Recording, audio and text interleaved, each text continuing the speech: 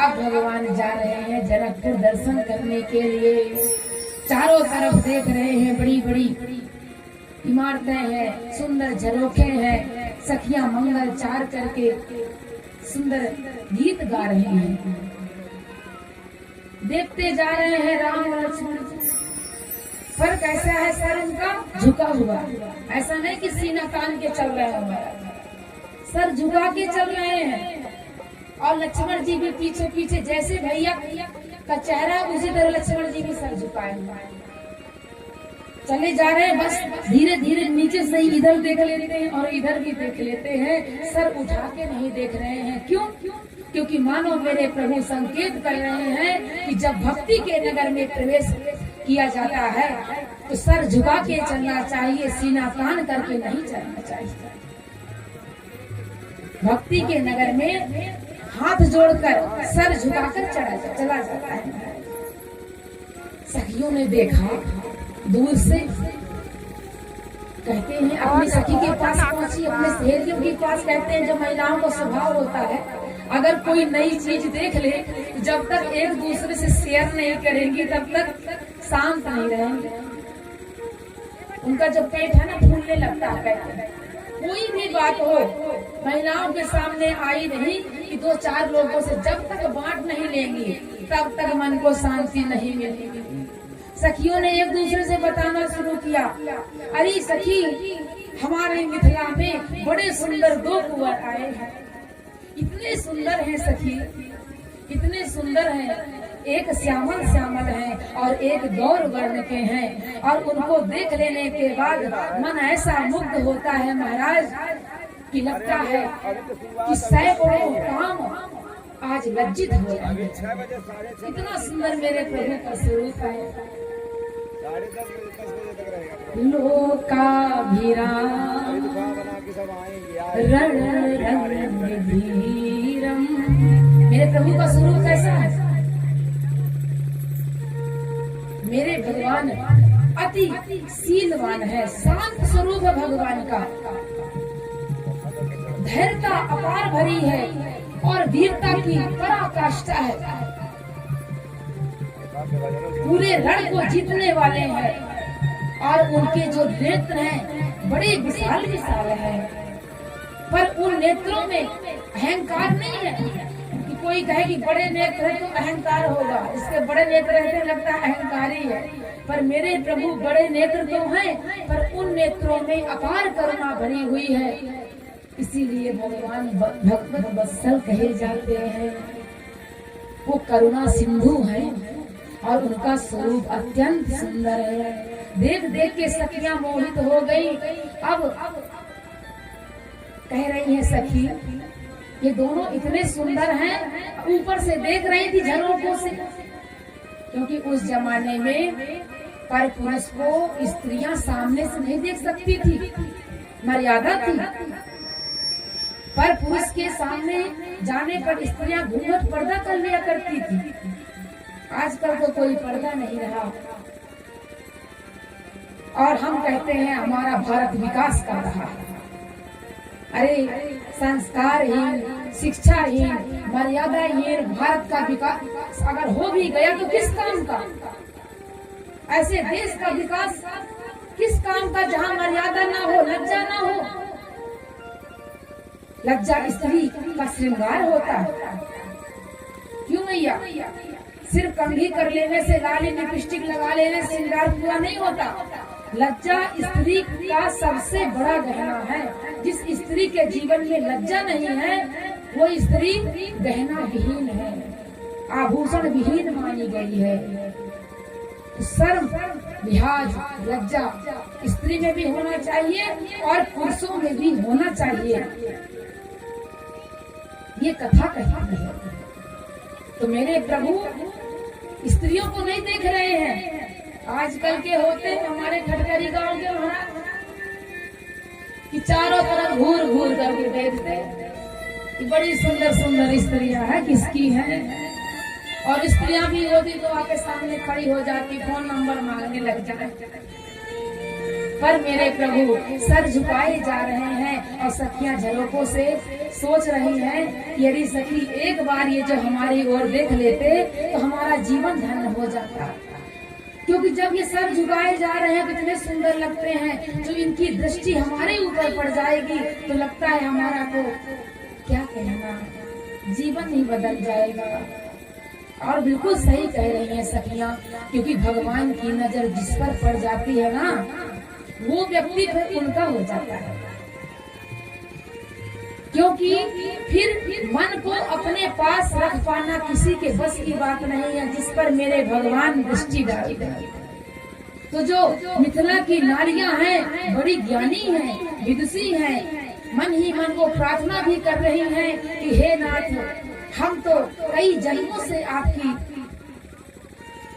आराधना कर रही हैं, हमारे तरफ एक बार तो दृष्टि डाल दीजिए। एक सखी बड़ी चतुर थी, उसका नाम ही था चतुर सखी। कहती है ये ऐसे नहीं देखेंगे ऊपर सर उठा करके, चलो इनके बारे में कुछ बात करेंगे। तो क्या कहती हैं, अरे सखी हम जानते हैं कि ये कौन है। हमने तो सुना है कि ये अवध के राजा चक्रचूड़ामणि महाराज दशरथ के बेटे हैं, बेटे। और जोर जोर से कह रही है ताकि उनके कान में आवाज पड़े तो ऊपर देखें कि कौन हमारे पिताजी का नाम ले रहा है।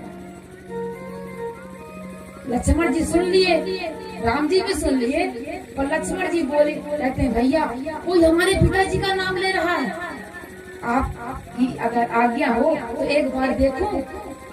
राम जी कहते हैं लक्ष्मण कुछ नहीं देखना है, नीचे सर करके चलो चुपचाप। पराए देश में आए हैं, पराए गांव में भैया जितना दिखाया जाए उतना ही देखना है, उससे ज्यादा नहीं देखना। वैसे भी जमाना खराब है, नीला ड्रम बहुत चल रहा है लक्ष्मण।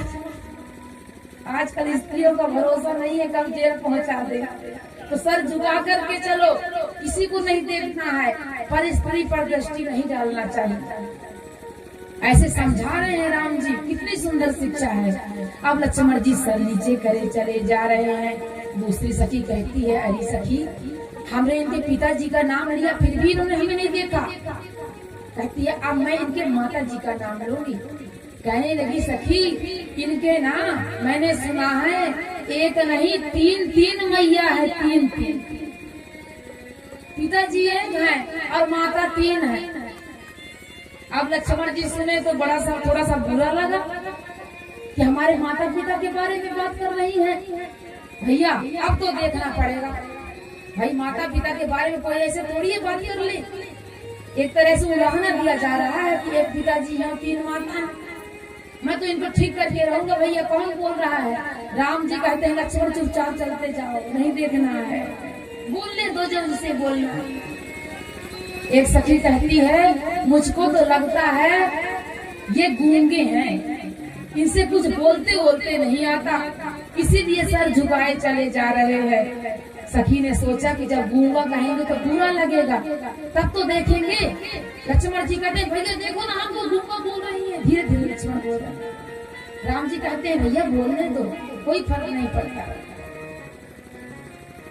किसी ने कहा, एक सखी ने कहती है अरे गूंगे के साथ साथ लगता है बहरे भी हैं, जब से हम इनके बारे में बोले जा रही है ये पलट के एक नजर भी नहीं डालते। ये गूंगे और बहरे दोनों हैं।